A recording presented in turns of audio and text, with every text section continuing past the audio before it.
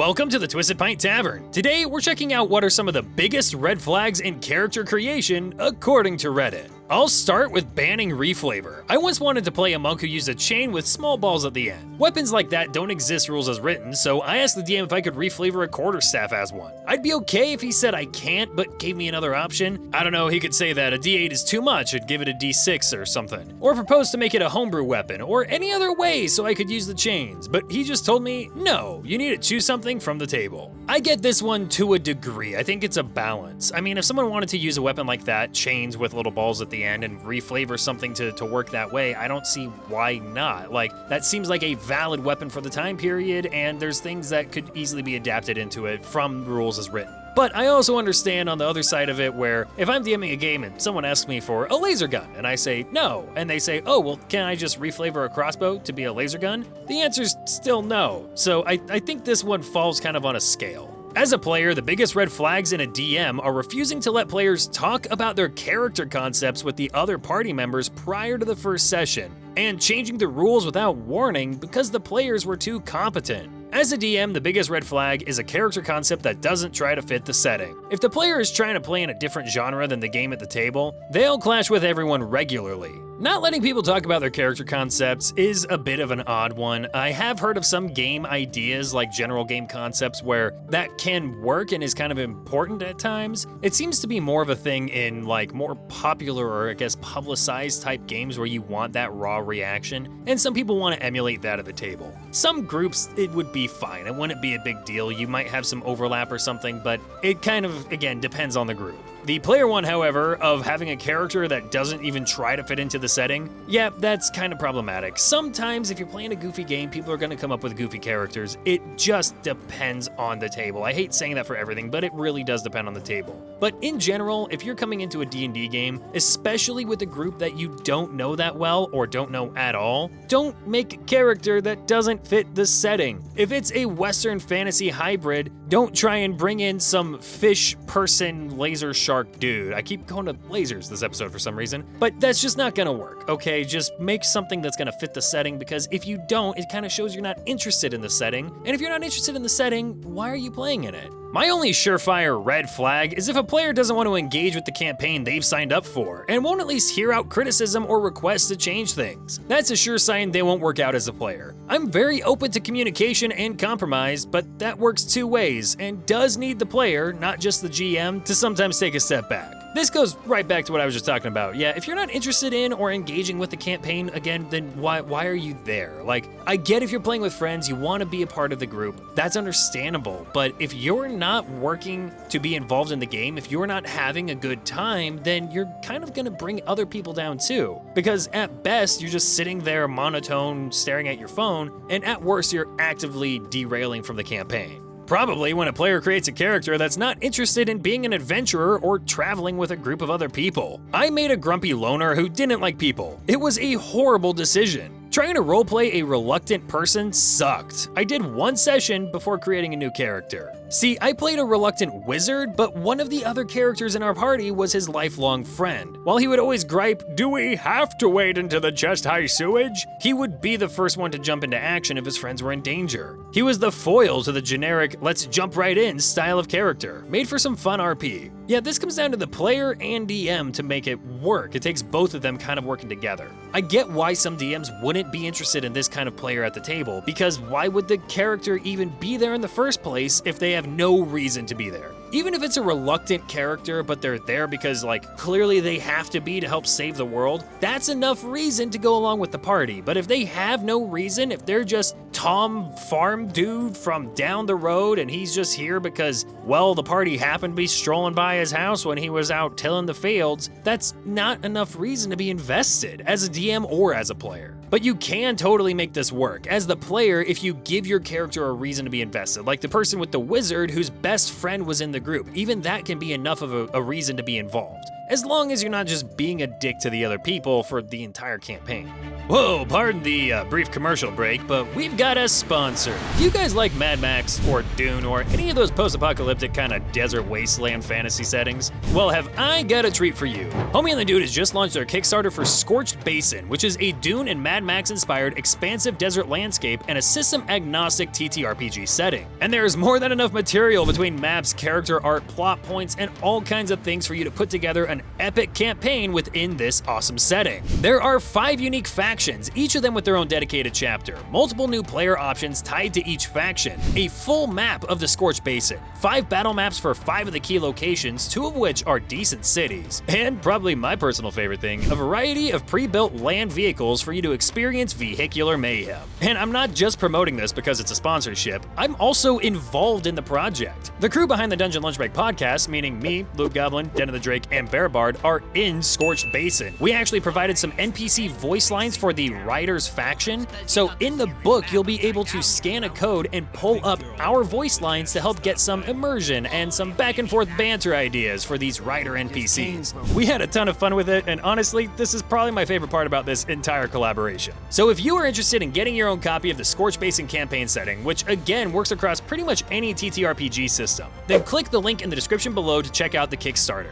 The Kickstarter again ends on October 9th of this year, so make sure to get in before then. And if you do, it helps support the channel, which I appreciate. Thank you again to Homie and the Dude and Scorched Basin for sponsoring this video, and now, back to the content.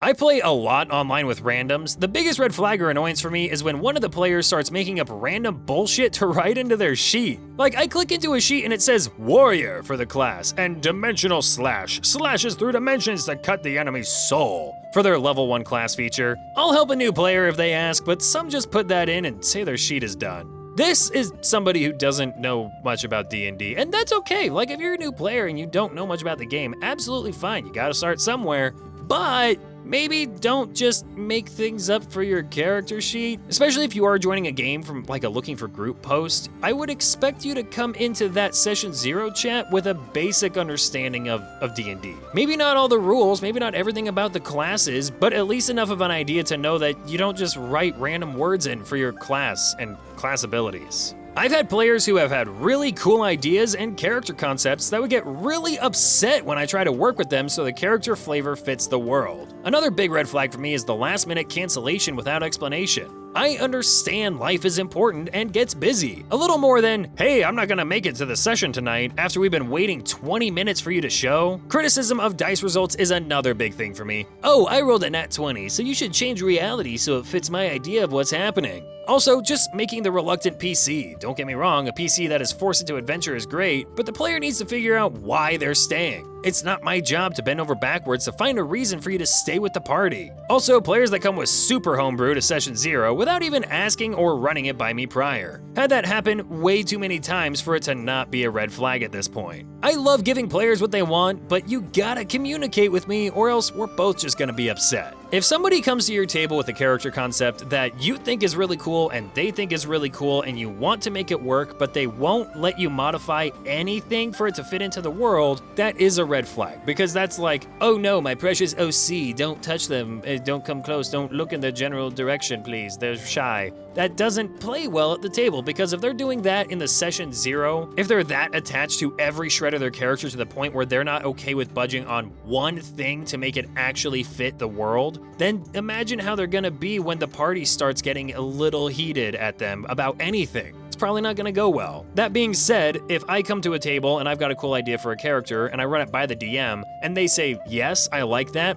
but, and then they rewrite the entire thing, I'm gonna be a little frustrated because, well, you told me yes and then you changed everything. If you didn't like it or if you didn't think it would work, that's fine, just tell me beforehand. The cancellation thing, yeah, like that sucks. Life happens, everybody has to cancel at some point. Please don't do it after the session started. Give as much heads up as you can. And if you do have to make a last minute cancellation, I get it, a lot of people are gonna get it. Just try to communicate as much as possible. And homebrew, homebrew.